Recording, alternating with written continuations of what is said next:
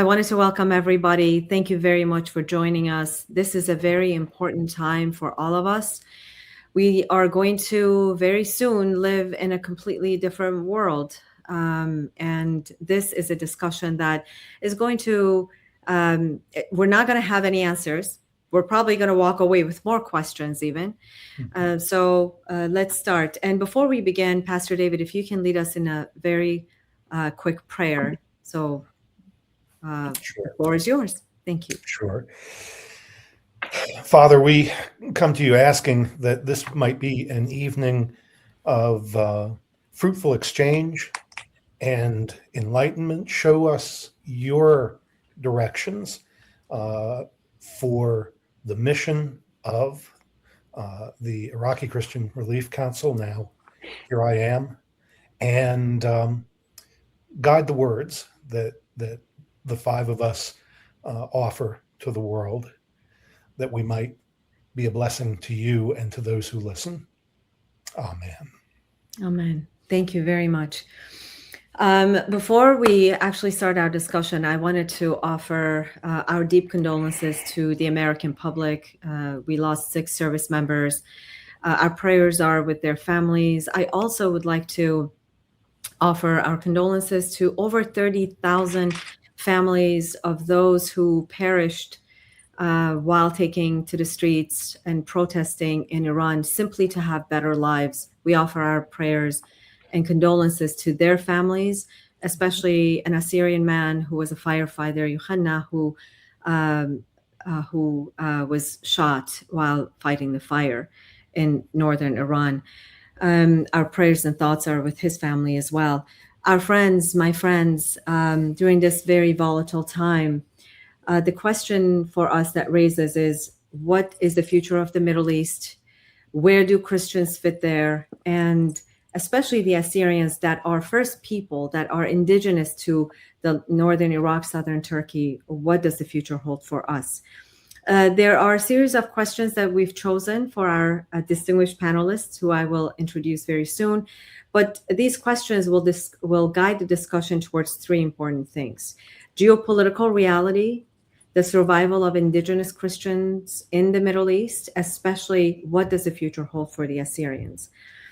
I would like to start off by introducing now our distinguished panelists, our stellar panelists. Dexter Van Zyl is the Violin Family Research Fellow at the Middle East Forum, a very important entity, a think tank. I think it's a think tank, if I may say that. And Dexter, you are a managing editor of Focus on Western Islamism. You have spent 16 years of your life in CAMRA, and that's when I came to know you. CAMRA is an organization called that the CAMRA stands for Committee for Accuracy in Middle East Reporting and Analysis.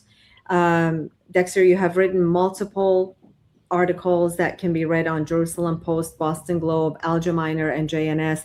You write about Christian anti-Zionism and Western Islamism. I've known you for 18 years. Can you believe that? Wow, since 2008, a lifetime.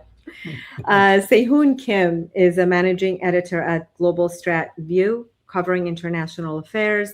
Sehun, you are a specialist in East and South Asian geopolitics and regional security, and you provide analysis across Asia, Africa, Latin America, and Indo-Pacific.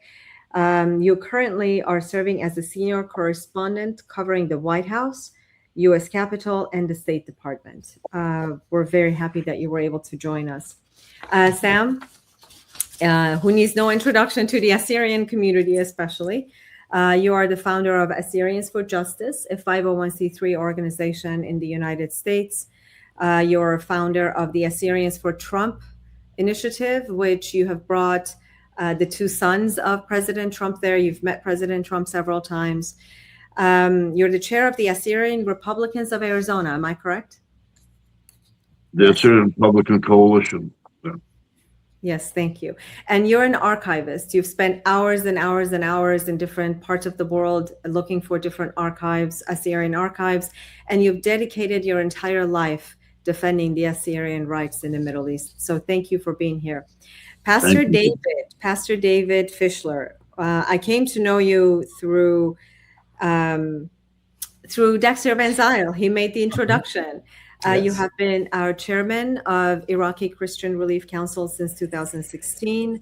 You are a retired evangelical Presbyterian pastor, and you are by birth Jewish. You converted to Christianity, I think, in your teen years, and you believe in the ecumenical relationship among the Jews and the Assyrians, and among the Christian denominations as well. Thank you for making time, Pastor David, but I call you every single day anyway, so you have no choice but to be here. I'd like to give everybody a context of what brings us here. I'd like to go back to December. First of all, let me tell you a little bit about myself. A lot of people think I'm an Iraqi born Assyrian, but I'm an Assyrian born in Iran. I left Iran when I was 16 years old. I was smuggled out of Iran, came to the States when I was 17 through Germany as a refugee. I'm a proud US citizen, but I never really forgot my birthplace of Iran and obviously my rich Assyrian heritage. I was 6 years old when the revolution happened in 1979. I remember when they were chanting against Shah on the rooftops, and it would send chills down a 5-6-year-old child. And when in 2025 on December 28th, when I could hear those chants, now this time for the king, out of desperation, it just was so chilling for me. So what happened was on December 28th, 2025, nationwide protest happened across the country in Iran. And the demonstrations in January and February of this year expanded to be the largest challenge to the Islamic Republic since 1979. They were triggered not simply by a terrible economic situation in Iran. People didn't have religious freedom. People didn't have freedom of expression. So when people took to the streets, they were fighting for their rights, basic human rights. But we know that Rial dropped to the lowest.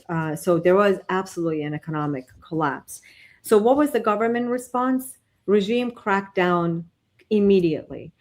Security forces deployed live ammunition. IRGC and the Basij militia started attacking protesters with machine guns, with shotguns, and also with chemical weapons. We have seen videos that people were being shot with chemical weapons. The January 2026 became the deadliest month in the recent history in Iran. An estimated of those that were killed is over 30,000. We have heard numbers as high as 10,000 of people that were blinded, and over 80,000 have been injured. What were the suppression measures? A near total internet blackout was imposed across Iran. Communications were cut for weeks. Tens of thousands were arrested. Children were arrested. Reports of torture, sexual violence against women and men were happening in the detention centers. Hospitals were raided. Doctors were executed. They would execute patients on the hospital beds. And therefore, because of that, underground medical networks emerged. And finally, on February 28th of this year, US and Israeli military strikes began on Iran. There are over 10 million diaspora Persians that have taken to the streets, not just this time, always they've been fighting for their fellow Iranians. But I must tell you, what is happening, I mean, let's leave that. I don't want to make any more comments. Let's leave that for our panelists. Dexter, if I may, I can start with you. My first question to you is, for decades, the world has responded to the persecution of Middle Eastern Christians. Let's start with Christians first, and then we'll zoom out. Primarily with humanitarian aid rather than structural solutions. Why has the international system failed to protect these Christian communities? And what would the real political protection look like? Well, I think, the short answer, I think, is actually probably Arab oil. The fact is that they needed the oil, and they needed, they needed oil from the Middle East. And so over the long term, the last thing that they were going to do was to somehow try and confront Arab regimes in the Middle East over the mistreatment of religious and ethnic minorities. And the thing is that if you look at what happened in Europe, essentially what you saw was that a lot of these countries that supported, and I'm going to start with Israel because Israel kind of is the model. What happened was that they supported Israel, and then the Arab oil, once in 1973, that was kind of the beginning of it. Essentially, they understood that in order to maintain access to the oil and to maintain access to economic trade with the Arab countries in the Middle East, they were going to have to essentially distance themselves from Israel.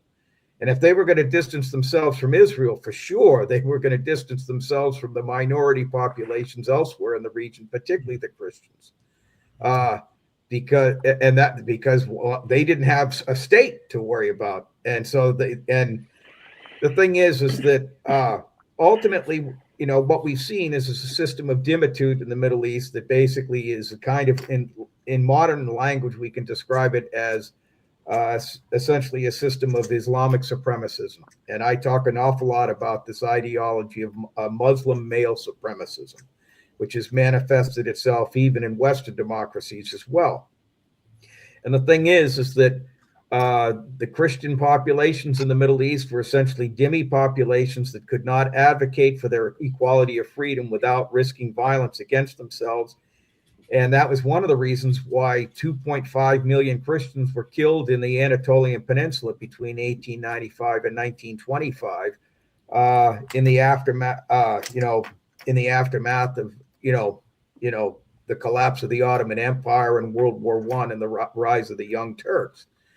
And the thing is that when with the ascendancy of the disappearance of Saddam Hussein, the population of Iraqi Christians went from 1.5 million to less than 150,000, and they were largely abandoned.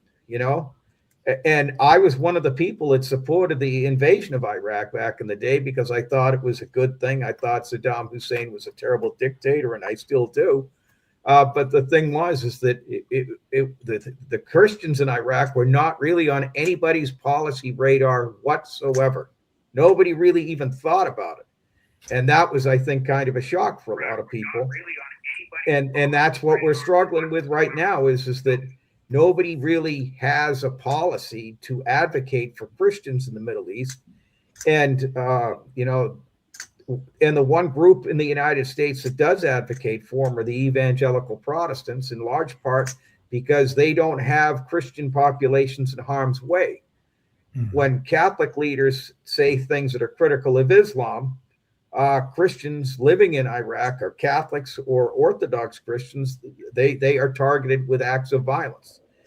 But so the reason it was much safer politically for them to deal with this issue as if it were a humanitarian issue and not a civilizational issue that we needed to confront Muslim leaders with. And one of the things that I've been thinking about, and that's why, on a policy level, support for the Nineveh Plains proposal, I think would actually put it on the agenda that, but also on an ideological issue, I think that the Roman Catholic Church needs, and as speaking as a Catholic, needs to have a Third Vatican Council to address the issue of the relationship between Christianity and Islam. The Second Vatican Council issued Nostra Aetate that said that we have to rework our relationship with the Jewish people. Well, now we have to rethink our relationship with Islam because there are profound issues that are not just quarrels that were described in Nostra Aetate, but are real issues about whether or not the Muslim world will allow Christians to live in peace and exercise their rights as human beings. That's the issue. So, and as speaking as a Christian from North America, we have failed Christians in Muslim majority environments for decades, and and that's one of the reasons why your organization is so important, Juliana. That's why, to help us get off this institutional and ideological intellectual failure. You think there's hope? I mean, look, politics does not know any moral obligations, right? All right. And members and a retired member of the House, when I was standing overlooking Golan Heights in Israel, when I asked him, when I presented the idea of Nineveh Plain and speaking to him, because he spent his life fighting for religious freedom, he said, look, your people are dispensable people. And I say that with my utmost love and respect. Your people are dispensable people.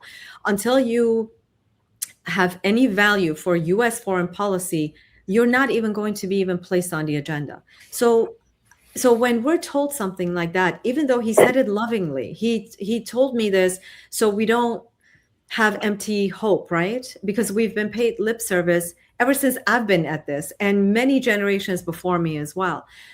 What do we do, Dexter? Okay. I think one of the things is that we need to side with the modernists in the Middle East.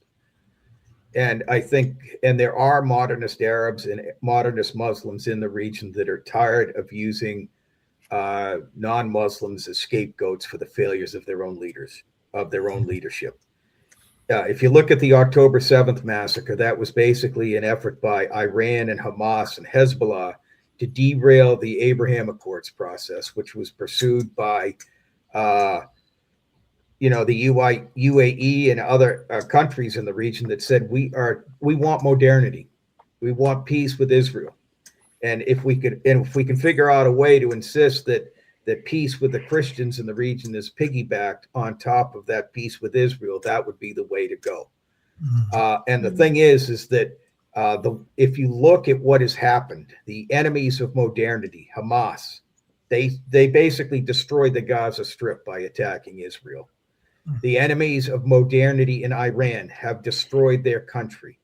They've launched repeated attacks against Israel. They have launched attacks against virtually, a huge number of Arab countries in the region just recently. This is a country that can't even get enough water for its capital. Okay. This is a country that can't, has basically gone from a kind of a modern economy. It wasn't perfect under the Shah, but essentially it is a disaster. But they do have money to spend on a nuclear program. They do have money to spend on missiles to attack Israel and their neighbors, but they don't have enough money to essentially, provide for like desalination or some sort of effort to generate even enough water for their people. How stupid is that? And the reason why is because there are people who have decided that they want to use hostility towards the other, whether it would be the Christian West, whether it be Israel, or whether it would be the Christians in the region. They've pursued an ideology of supremacism that's led to disaster for Iran and the region as a whole. And I think it sounds, I don't want to make it look like or sound that like I'm happy that Iran has attacked other Arab countries in the region. But by doing so, they have basically explained to everyone, shown to everybody what their agenda is, which is to basically drag the entire region into a war that's destructive. And I think that the Christians in the Middle East have been martyrs to the cause of Arab modernism, or the failure. They are martyrs to the cause of the failure of Muslim elites to update how their faith is practiced in the modern world. And I think that the Israelis and others who died since the October 7th massacre are martyrs to the cause of Arab modernity, because Hamas and Iran wanted to stop that process. Right. Yes. Thank you. Very important. Building on what Dexter just said, Sehon, as global powers are shaping this region, and I know you believe minorities, regardless if they're Christian or Yazidis, as an example, they need protection. especially the Assyrians, the Armenians of that region. So what would that look like, Sehon, in your mind? Well, I think we have to take into account what's happening currently, right, with Iran, and piggybacking off of what Dexter just had said, it is a wake up call. I think it firstly takes for the countries in the Gulf and the Arab world in general, and even to a certain extent in South Asia, right, where a lot of these Islamists are brewing again. A lot of people don't realize places like Bangladesh, for example, after the fall of the Sheikh Hasina government, that became the second breeding ground for a lot of these Islamist groups to come into the picture in the world. But going back to the whole Iran situation, this really needs to serve as a wake up call for everybody, and because I firmly believe that it will. I don't know to which extent. It needs to be a wake-up call for all of us here in the United States and in the West. The reason being is that, I'll say this, and Dexter really put it beautifully, and my other colleague, we shall name nameless, who's been in touch with the Assyrian community, the Kurds, and so on and so forth, all of them have said, look, at the end of the day, we've ignored these groups because they're not valuable. They haven't been, quote unquote, valuable, right, to the U.S. foreign policy. And, we can blame administration. We can blame the trajectory of our economy. We can blame so many things, right? But at the end of the day, it really wasn't convenient, for us, right? We, except for times where they could be used as pretty much chess pieces, for us to implement policies that were favorable towards us in the Middle East. Now, to answer your question regarding the shape of the outcome, I think at this point, depending on how big the realization of the wake-up call is, right, we will have to see, firstly, there's a couple of factors. Number one, we'll have to see the amount of conversations that are going to be taking place in media spaces like these and in the greater media. I can tell you for sure that, and I don't want to be too pessimistic towards my colleagues, but I don't really, at least up till now, I didn't really see a lot of my colleagues at the White House briefing room, for example, who talked about the plight of the Assyrians, or the plight of the Kurdish Christians, or the Chaldeans, or even just regular underground Persian Christians who were persecuted every single day by the Iranian regime. So, if anything, depending on the wake-up call, we'll have to see how many people talk about it. Now, again, does that mean that we'll have to just leave it to chance? No. That's why forums like this, Juliana, is so critical and important, because we really need to, and I say this as a Christian, right, as one church, as Christ has always meant us to be. We need to be talking more about the plight of the Christians as a church, and that could be done through the Third Vatican Council. But I mean, even bigger than that, I think every single denomination out there should be out there in the streets condemning what's going on and what has been going on, and saying, look, at the end of the day, we stand with the people of, I won't even say Iran, people of Persia, whether they believe in the Crown Prince or not, right? But we stand firm with the future of Christians in Iran, and really elsewhere. So, and just to wrap it all up, I think, and I'll talk more about this later, but I think we need to ensure that the future of Christians, the freedom that hopefully the Christians in Persia will enjoy, will become a catalyst to all of the Middle East. Otherwise, unfortunately, it will be the same cycle where Christians are just going to be set aside at the mercy of the Islamists that we've seen all this while. Yeah, as you're speaking, I'm thinking of Christians in North Korea, Christians in Nigeria, Christians in different parts of the world that are being persecuted.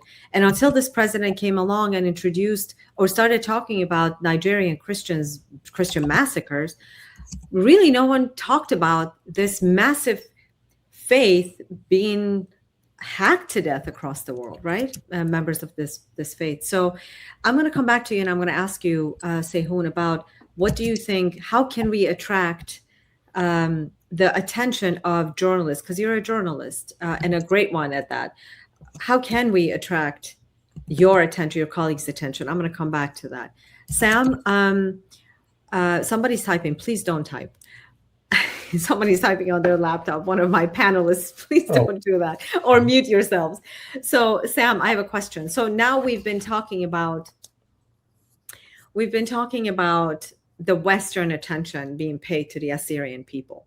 You're an Assyrian who has dedicated your life to the Assyrian cause, and you continue. Look, the ones that are close to you, that work with you, we see you are always on the phone. You neglect your own health. You're always flying. You're always on the phone. You're trying to bring peace among different factions. And I commend you for that. I honor you for that.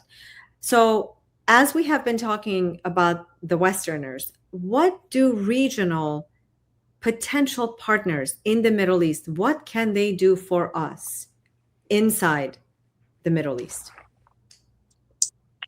Well, it depends.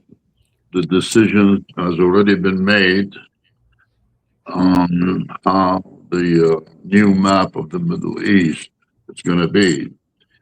And back over 100 years ago, when they changed the map of the Middle East, they took Assyrians out of it when Assyrians were in it in 1918, but that changed in 1920.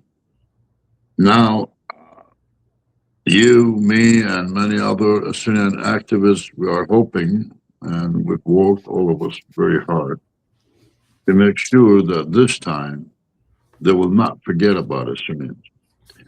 Hopefully, we'll get somewhere, but depending on the outcome of this war, I strongly believe that the Middle East is going to change. There will be new maps, especially Iran, Iraq, and Syria.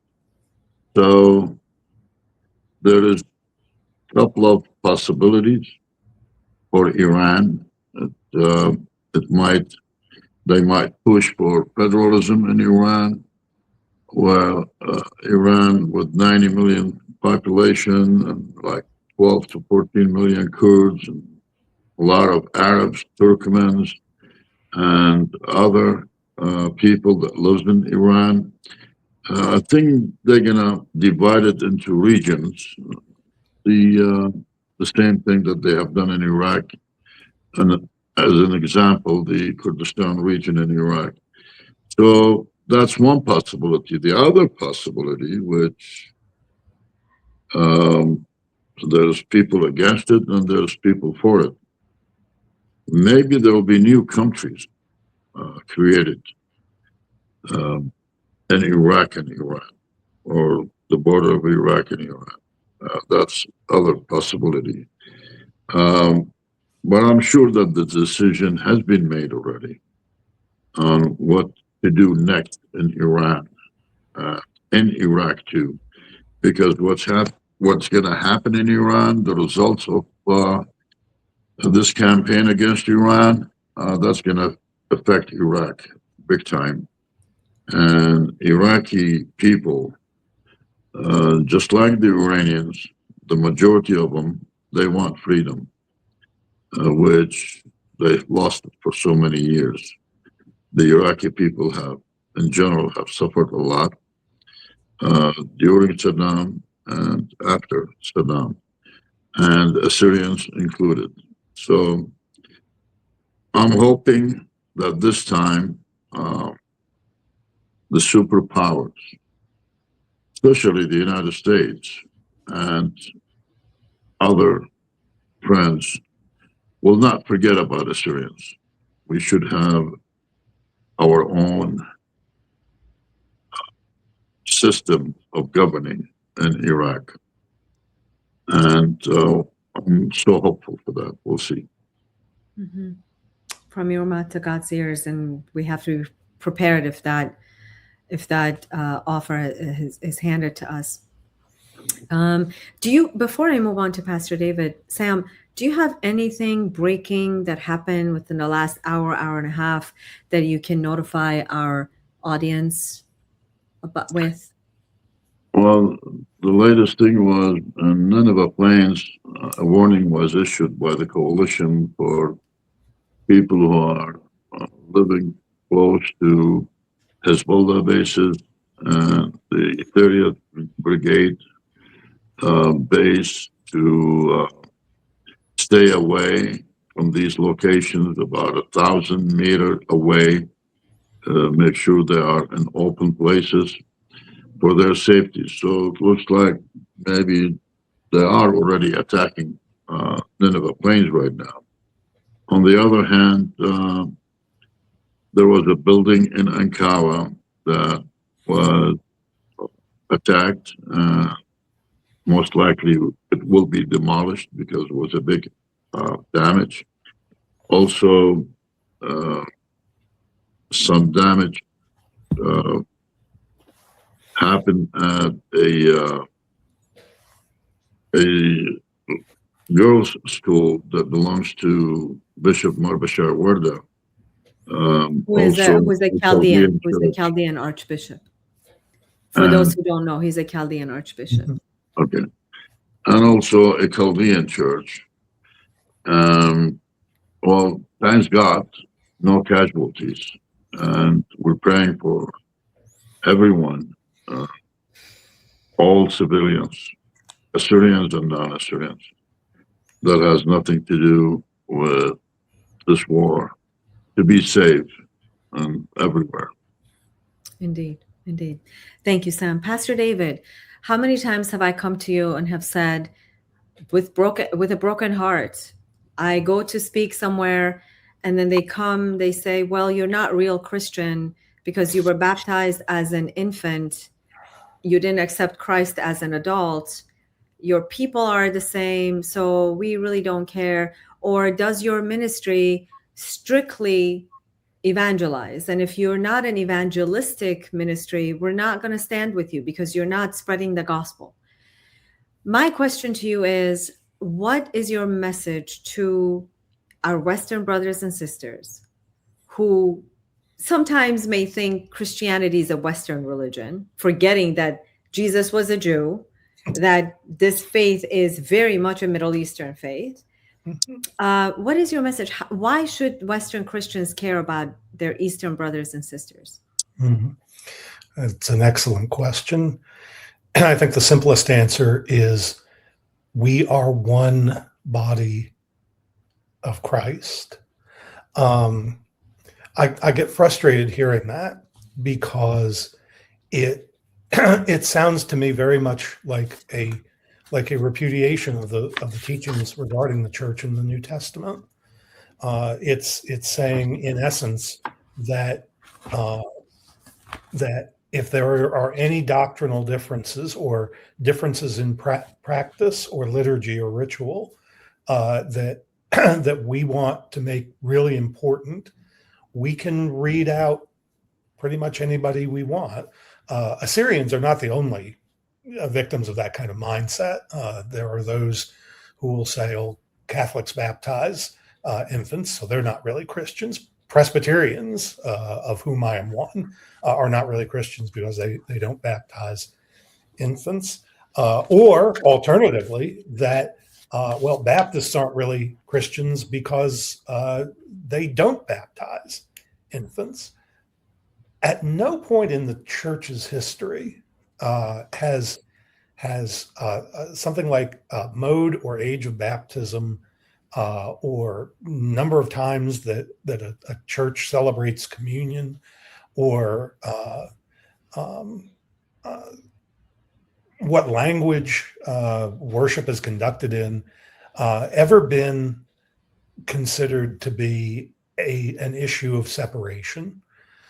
Certainly the New Testament doesn't indicate anything like that. I think the New Testament leaves some questions ambiguous enough so that there are, in fact, a variety of practices or even beliefs in some instances that are that are permissible.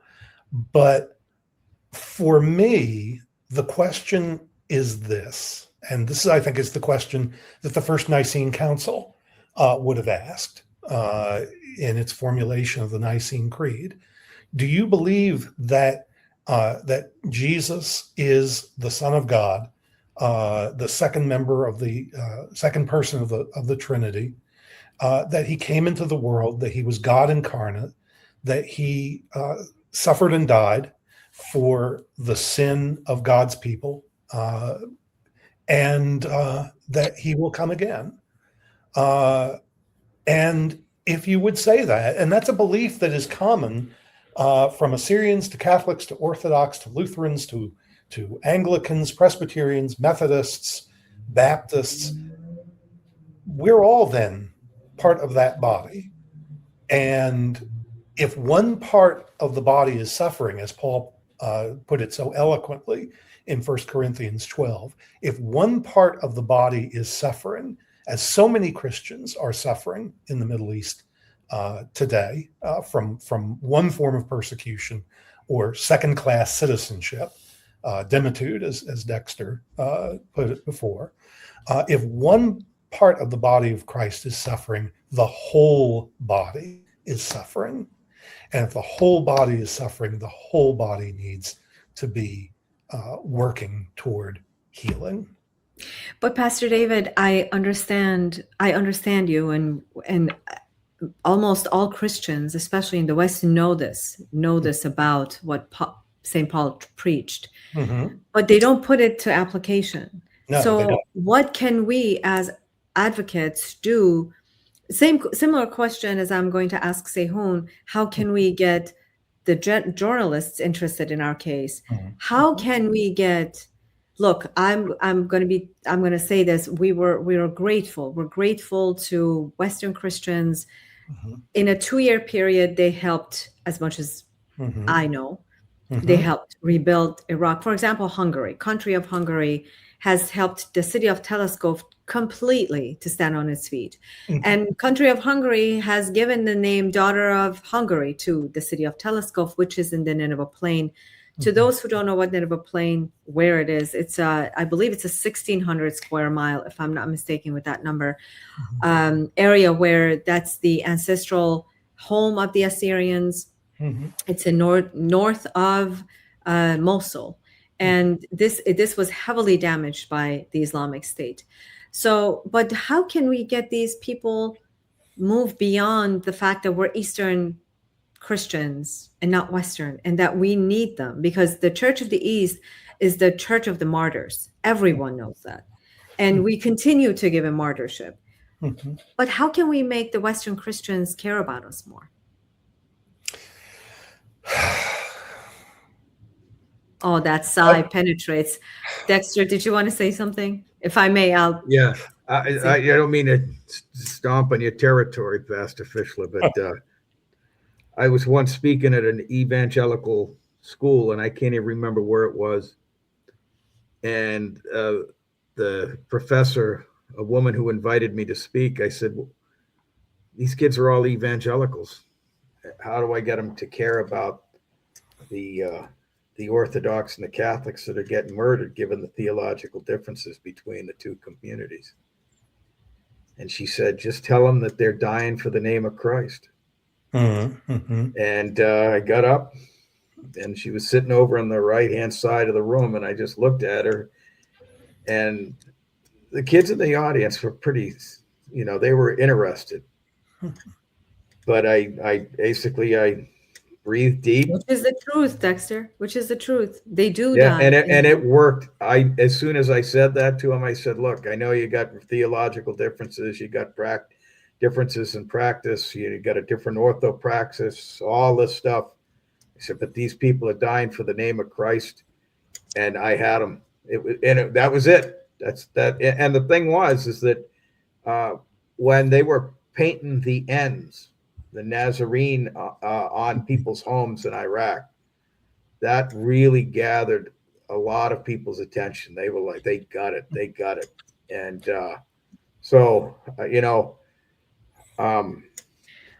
Thank you. That's my response.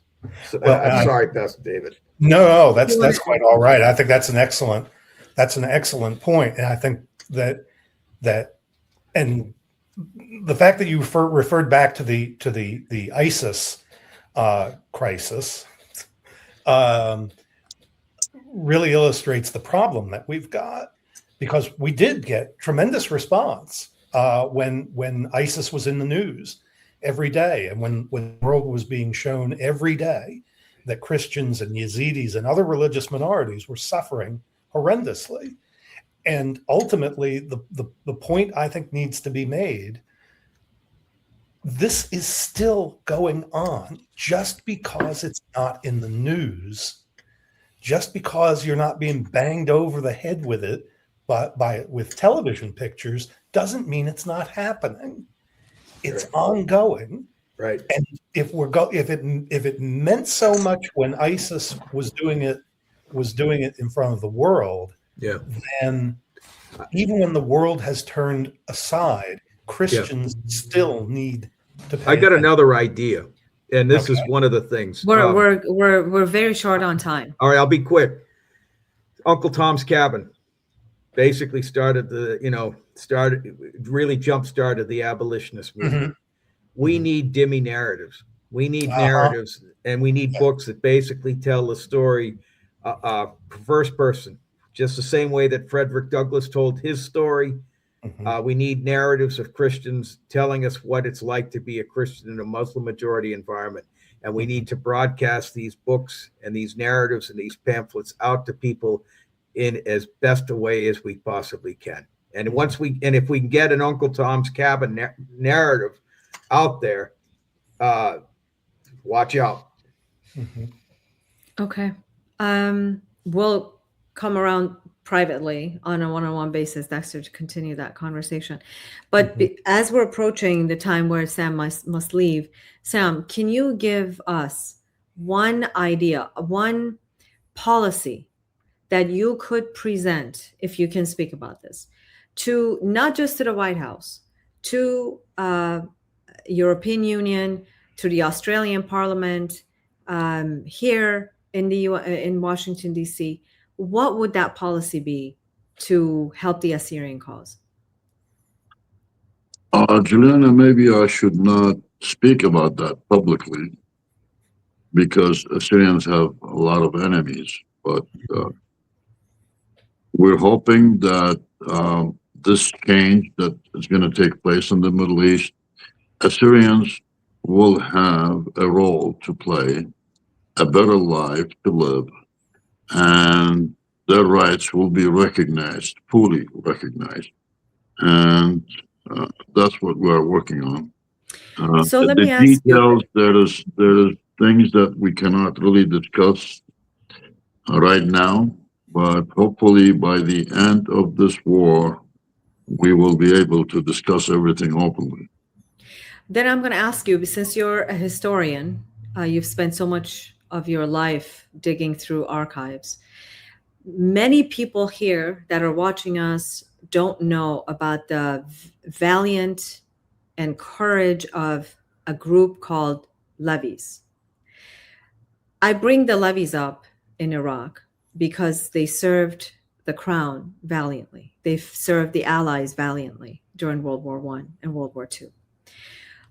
Can you say a couple of words? Why do I bring them up? Because we can be a real partner for our neighbors and to the West. Can you just briefly tell us the history of the valiant levies in Iraq? Not only the levies, but Assyrians as a nation always has been with the Allies, before the levies, during World War I, and after World War I. World War II, that's where the levies had a huge role in saving the Air Force base in Al-Habaniya. If that base was taken by the Germans, it would have brought a lot of damage for the war, for everybody.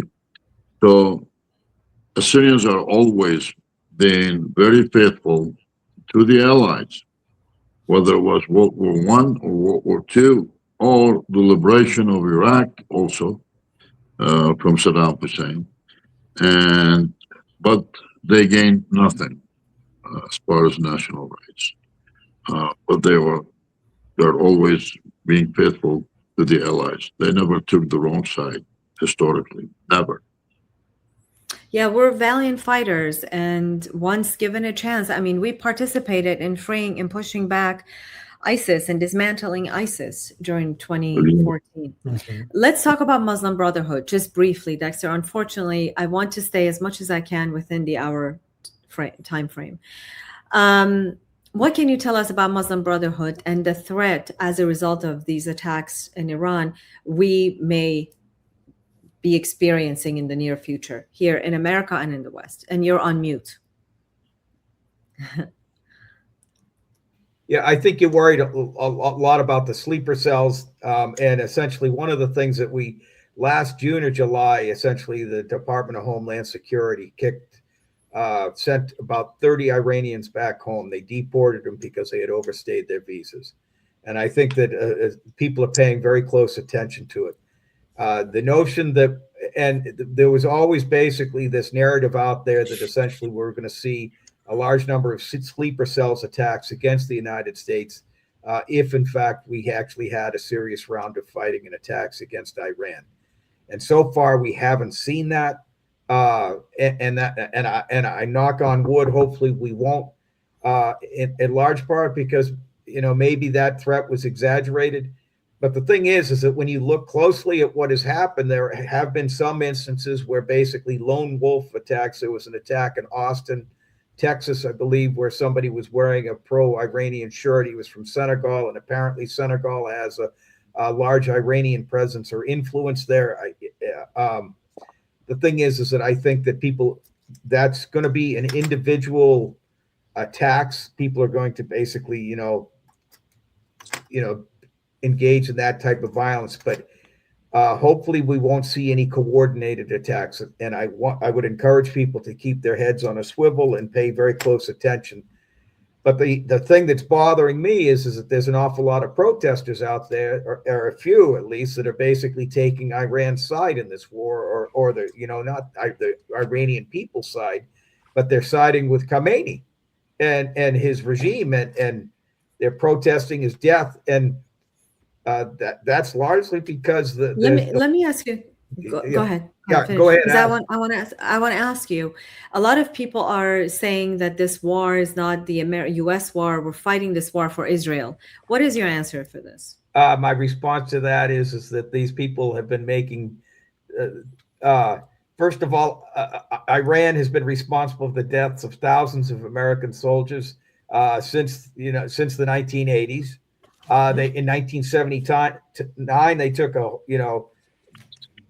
Americans hostage and held them for over 444 days. The IRGC paid the Taliban $1,000 for every American soldier that it killed. And Iran has basically been screaming about death to America. And the thing is that we have Shia Muslims here in the United States in places like Dearborn that periodically will get out during times of conflict and chant death to America. Just recently, Hezbollah is responsible for the deaths of huge numbers of Americans. I went to Dearborn, Michigan, in September of 2025, last year. I went into a Shia mosque. I said, how many people are at this mosque? They said 400 to 500 people. And I innocently said, so how many of them support Hezbollah? The guy said 90%. And he says they don't talk about it much because they don't, with Trump in power, they don't want to get in trouble. Okay. That's a really troublesome thing. These people hate the United States. We have Shia imams in Dearborn, in Texas, basically chanting, pro-Iranian propaganda. Let me bring Sehun in. Sorry, I apologize. Yeah, that's all right. Sehun, go ahead. Yeah, no, I'm as per the second question, right? There's this whole wondering of the minority survival in the Middle East that may depend on international guarantees and more on local political integration, right, and the economic stability. Well, look, we need to also look at what's going on here in the home ground. When a great thing like this, right, in Iran is about to happen, the enemy, whoever that may be, right? And I'll leave it up to you to identify who they are. And I think we know who they are, right? But I'll just leave it up to up in the sky for a second.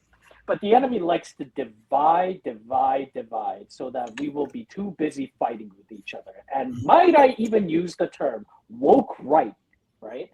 That's rampant here in the United States. And honestly, it's so surprising to me when you have these figures, right? Whom I will not name here, but we know who they are. They're who we have actually been watching for such a long time, and they have been the voice of the right, conservative values, which they've done a great job in many cases, but all of a sudden turn against an issue that truly encompasses the whole idea of striving for freedom, right, for people. And you have to understand, right, the situation in Iran needs to succeed. The freedom in Iran needs to succeed because it'll serve as a warning at the very least, but also as a catalyst to every country worldwide. I remember asking a question to Jake Sullivan at the last days of the Biden administration, right, where I asked him, look, what do you think about the North Korean delegation visiting Tehran? And they did it openly, right? And Jake Sullivan, surprisingly, he gave a great answer, a great non-answer, but a good answer, right? He said, well, look, we're concerned about that, and that's certainly an issue, and yada, yada, yada, right? The point of it is that it's enough, with the fall of the Iranian regime, it will change the trajectory of where the tyrannical powers across the world will go to. Are they going to be a lot more fearful of the success that will come out of this? Absolutely. And I think that's why, before anything, one of the things that we need to do here in the home ground is to reevaluate our own people here. Because look, I'll say this, I was actually there in right after Maduro was captured in Times Square. And I saw, by the way, 99, if not 100% of the people who are supporting Maduro, for example, right? The same type of people, Communist Party of USA or whatever, right? They were on one side, and on the other, it was completely all Venezuelans. By the way, funny thing is, a lot of those people supporting Maduro came during work time, and right after, around the evening time is when Venezuelans, actually came. So it kind of tells you who actually has an actual job or not, right? But it's the same thing with the Iranian regime. It's it's mind-boggling to me when people in New York City come out with the flag of Iran and the flag of Palestine, right, and say, "Oh, well, we are for," and yell out that we're for the freedom of the Middle East and all of that. Well, when you say freedom, what do you mean by freedom, right? And in actuality, basically, they want to be free of capitalism. They want to be free of Western way of living. Right. They want to, yeah, exactly. And so I would even go as far as to say, well, the Assyrians especially, you have an opportunity here, where, and again, maybe it's a job of folks like us in the media. And I can tell you, look, as a media person, we have not done you any justice. In fact, we have actually, and I say what this as should a we bigger do? body. So, well, we need to have somebody, we need to have people in the media ask President Trump directly, which I'd be happy to do, which I have done multiple times, about the Christians in the Middle East. And we have an opportunity here because we have a president whose words carry an extreme amount of weight, right? Obviously, a lot more than the previous guy we had in office, George Bush. I would even go as far as to say even bigger voice than Ronald Reagan himself, right? And I say this because of all the media and information and technology that we have here today. But if we can get him to talk about it, right? Just like the Nigerians, I'm more than positive that there will be some type of action for the Christians in the Middle East there. And plus, think about it.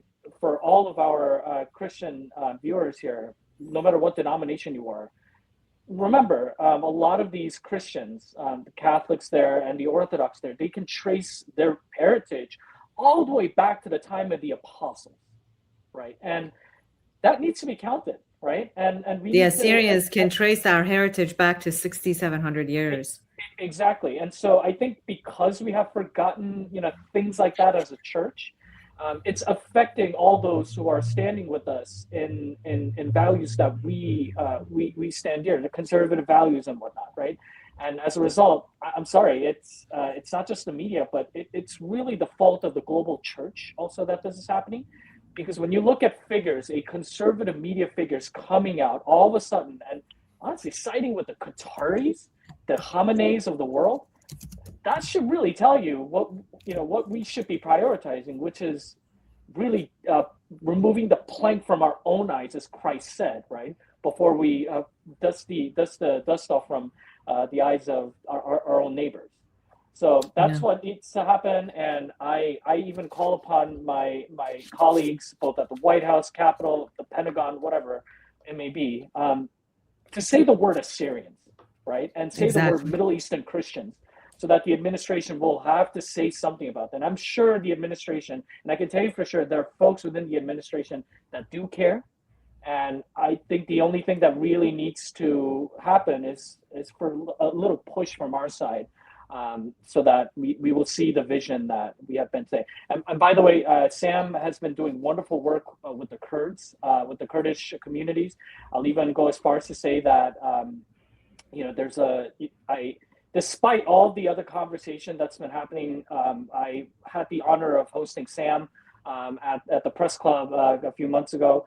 And to see the unity between the Kurdish community and the Assyrian community coming together, despite the differences, it really encompassed the potential future of what that region may look like, right? Despite the differences in faith, the histories and all that. So I would even urge everybody within the grassroots communities to do something similar, to look at what's been done there and say, look, let's talk and get this over with first, and then we can go and talk about things that are that have been pressing us for centuries.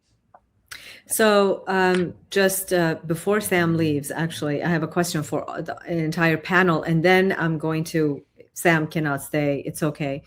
We have a great piece of information that we're going to talk about. But in terms of what Sam has been doing, I think I would label Sam as a man of peace, and he sees that these are my words, not his, that we need to find a way, a bridge building with people that have not been exactly our friends. They have not been our friends. They have hurt us, and some factions of the Kurdish tribes, some tribes have, we've had a contentious relationship. However, there is room for healing, and Sam is healing those wounds. Look, I'm going to give you a very quick example. Uzay Bulut, who is now the director of our communication here in our organization, she said, I apologize for everything that my people have done, the Turks have done to hurt your people, and I will spend the rest of my life, spend my penmanship to help heal those wounds. This one individual, who is a prolific writer, has spent her life defending the Assyrian rights, right, through her writing. And there have been so many Turkish freedom fighters that have written articles on behalf of the Assyrians for the Assyrian rights. So what Sam is doing is bringing the two communities together, that we live together, we work together in the Middle East, and he's doing a phenomenal job of bringing the communities together. But my final question is to all of you. Very quick answers, maybe 2-3 words if you don't mind. The question is, when historians look back 50 years from now, will they say the world watched the disappearance of the oldest Christian community from the Middle East, especially the Assyrian people, and did nothing, or that this moment became a turning point for their survival? I'll start with Sam. With me? Yes. I think What will the historians say 50 years from now? they'll say that President Trump saved the Assyrians. finally, it was the one, the Savior. And I God thank willing. you. And I thank you, Juliana, and I thank Dexter, Sehun. Thank you, Sehun, for hosting our Syrian Martyrs Day at the National Press Club. We appreciate that, and we will have more events with you in the future. And thank you, Father David, and thank you, Juliana. But I'm really sorry, but I have to leave. As you know, Juliana, we have another important meeting in a few hours from now, and I have to contact so many people meanwhile. So God thank be you with all, you, sir. and God bless Thank you you. all, and God bless the United States. God bless the Assyrian nation. Amen. Thank you, Sam. Amen. Thank you for being here. Thank you. Pastor David, what do you think historians would say? I think historians will say that this is, in fact, a turning point in the history of the Middle East and the history of the persecuted peoples of the Middle East. Thank you. And Oh, there sorry. are those, and Christians will say God is still faithful. Amen. He's always faithful. We're the Yes. ones who walk away. Yes. Sehun, you're muted. Sorry. I think the best case scenario is that the future generations will look back and say, well, the church really did something, right? It united for the first time to recognize those who are being persecuted as truly as brothers and sisters and did something about it. And, you know, I would even go as far as to say that, you know, two of the entities that were leading that fight were the United States and Israel, right? And Amen. I think and I think that will hopefully be what's been said. But that being said, we do have a bit of a fight We do. in us here, and I would also if they do Real say, when quick, they do say please, that, real right, quick. right, when they do say that, they would say that that was the beginning of the death of the Soros leftist networks that were using the whole picture of Islamism to destroy the Western civilization. And thank God people did something about it. Thank you, Sehun. Dexter, real quick, please, because I have My to make hope an is announcement. that Muslim elites will do what Christian elites did after the Holocaust. Jules Isaac asked Christians after the Holocaust, he said, you say that you worship a God of love, and yet you've basically been demonizing and harassing and killing Jews pretty much throughout your history. I hope the challenge that Westerners and Christians can present to Muslim elites in the years ahead is, you tell us that you worship a compassionate, loving, and merciful God, and yet you have been behaving in a manner, you know, that is anything but, you know, significant numbers of Muslims have been engaging in behavior that is anything but compassionate, loving, and merciful. And you tell us that there is no compulsion of religion, and yet essentially Christians and Jews have been the target of Islamist violence for centuries. What are you going to do about it now in the 21st century? And they murder their own people who don't agree with them also. Right. All right. So thank you, my stellar panelists. But Pastor David and I have a very big announcement. And I'm grateful to those who stayed with us. So Isaiah 6:8, I'm going to go to the Torah, to the Tanakh and say, Isaiah 6:8 says, then I heard the voice of the Lord saying, whom shall I send and who will go for us? This is Isaiah saying, and I said, here I am, send me. So based on this, I want to tell our supporters, donors, friends, affiliates, that we are expanding our mission beyond Iraq and beyond the Assyrians. My heart is racing because Iraqi Christian Relief Council has been my child, who's now 19 years old. Okay. I don't have children, but ICRC is my child. And as I say this, we are going to expand our mission under a new banner. ICRC will stay, Iraqi Christian Relief Council will stay. But the new name that we'll be working through is Here I Am Charitable Foundation. And this is going to be our new logo. My friends, those of you who are here, you are going to see us posting under this banner. And I want to say a few words about the logo and why we have chosen it. As long as I remember, on this journey, we started ICRC. Violet Hamou and Romel Benyamin were with me when we started the organization. And then our board expanded. Dr. Joe Danabi was there. Ted David was there, and others came along. Juliana Snell was there. And this logo, we chose it recently. By the way, let me tell you how this name came about. Here I am. So our executive board was on a Zoom chat, and I turned around, and we were trying to figure out a name, and we came up with a few names. We wanted them to be uplifting, not always about persecution, and not Iraq, because we do much more than Iraq. We have served in 13 countries. And we have stood with the Jewish community. We have stood with the Yazidi community. And so as I turned, many of you have seen me wearing this Hebrew Hebrew name, Hineni. Hineni means here I am for you. And the term Hineni, the term here I am, Abraham answered 3 times, to God, to the angel, to his son Isaac. Isaiah himself, as we see in 6:8, says, Hineni, here I am. Moses said, here I am.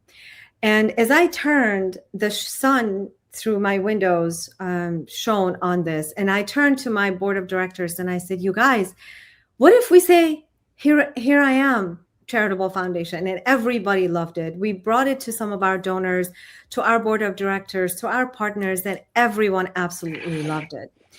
And we chose, so I'm going to describe why we chose this. The hands are ascending, and they're ascending to God, and they're ascending to the child of God. So we're saying, here I am, Lord, send us. And we're saying, here I am, to the child of God that is suffering. The rays are the light of God. God said, let there be light. And this is spreading. The light is spreading to 4 corners of the world. The circle is representing wholeness, because I believe when we say, here I am, we become a complete human being. When we say, here I am, it's about a response, a readiness to respond. We say, we're ready to respond to you. It's a call to responsibility. And when we are called to responsibility, we are honored. And we say, here I am. But also, there's a listening element to this. When we say Shema in Hebrew and Shmi in Assyrian, both Hebrew and Assyrian are very similar, Aramaic. And when we listen, and God says, where are you? And we say, here I am. And then we listen to the need of the persecuted, to the need of the vulnerable, to the need of the Jew who is being persecuted for his faith. We're listening to the Nigerian whose mother and father were hacked to death. We're listening to the Iranian Christian, or to the Iranian Zoroastrian, or to the Iranian Muslim who are chanting for their freedom. So we're expanding, and I'm going to let Pastor David to speak a little bit more about the color gold and about what it means that we're expanding under a new name. Pastor David, please go ahead. There we go. Gold signifies several different things in Scripture, but probably in many ways, the thing that brought us to that was it's a thing of value, and the people whom we seek to help are people of value. And it doesn't matter whether they're Christian or Jewish or Yazidi or Zoroastrian or Baha'i or Uyghur Muslim or Buddhist. They are made in the image of God. Leave other theological questions aside. They are made in the image of God, and therefore they are people of value. Gold is a color of value. It's almost universally recognized as saying this is something valuable. So we use gold, and we enclose this in a circle because circles are whole. Circles are symbols of wholeness. And that's part of what we are seeking to do, is to bring wholeness to people whose lives have been torn apart, who have been deprived of the ability to simply live in quiet and to worship God as they choose, and to do so in freedom. We want to bring that kind of wholeness to them. And one thing to add to what Juliana said regarding Isaiah 6:8. Isaiah presented himself and he said, "Here I am." And in doing so, he took upon himself a mission and a calling. What we do, we certainly don't do it because we get paid lots of money to do it. We don't do it for the recognition of the world. The world doesn't know we exist. We don't do it to make ourselves feel good. We do it as a calling from God and as a mission from God. And he has said to us, I want you to reach out, to speak on behalf of, and to assist those who don't have a voice or who don't have enough of a voice, to join with others to provide that voice, to bring aid to those who are in need because of the conditions under which they live. And that is something that I want you to do, not for any glory in this world, but in order to bring healing and wholeness to my people. That's what we're doing. Thank you, Pastor David. And in giving, we become whole ourselves. And so for those individuals that are still with us, this is recorded. We're going to send this to our donors, to our partners. And from now on, we're going to be, as we said, operating under Here I Am Charitable Foundation. Everything stays the same. So if you donate or write a check to Iraqi Christian Relief Council, it's still okay. If you email us with the old email, it's still okay, because we're just operating under a new name. We're beyond Iraq. And God and you all blessed us beyond our expectation in helping our people in Iraq and others.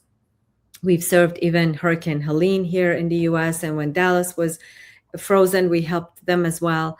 And so in a way of giving back to the Americans. But I want to say that for those of you who are still here, please pray for us.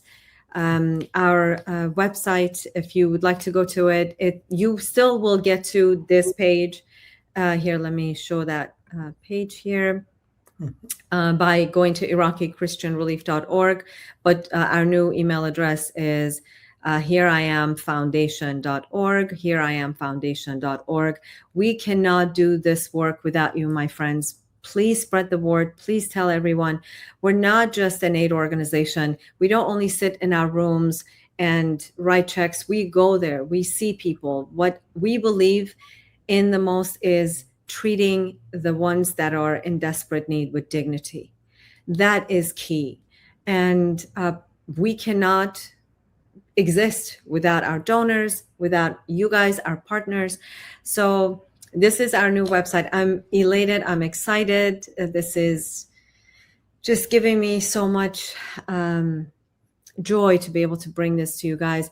unfortunately, under these circumstances where Iranians have been murdered, over 30,000, and unfortunately, our service members have been killed in the line of service, and more Iranians, innocent Iranians, will be killed, and we pray for them. But this change needs to come, and it needs to come now in order for the world, not just the Middle East, but the world to be a better place.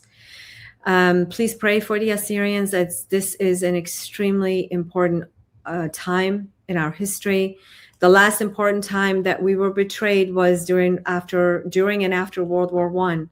We were betrayed by the Europeans, but I believe that President Trump and this Congress is not going to repeat the mistakes of Europeans that did almost 100 years ago, or a little over 100 years ago. This is it, you guys. Do you guys, my fellow panelists, would you like to add something, your parting words before we close? I'd simply want to say thank you, Dexter. Thank you, Sehun. Thank you, Sam, wherever you may be. And thank you to all of you on YouTube and LinkedIn and Instagram, Facebook too, I think. Thank you all for joining us, and we look forward to working with you in the future. Yes, and thank you everybody who were a part of this, our comment community. Rochelle, Nick, I've known you. Actually, I met you, Nick, when we were at the event with Dexter. Dexter had created in 2008. So Caroline, Chris, Mimi, everybody, Vasily. Oh my God, so many people are here. Andrew, Enios is from Europe. Thank you for being here, Bobby John. Gino, I'm sorry, I'm going. Tony, Richard, Peaceful Quest. Patrick, our member of the board. Thank you for always being with us. Who did I miss? I miss Palmas 1359. Oh, that's for me. Communicating. Oh, that's you. That's me. Okay, so you were responding to somebody. Yes. Mimi. I don't know who you were. Oh, Fior, thank you for interviewing us last time about Iran. So thank you, everybody. I'm sorry if I missed somebody. God bless you. Charles, thank you for being here. Thank you very much. All right, everybody. God bless you. Shlama. Shlama. Bye. Okay. Are we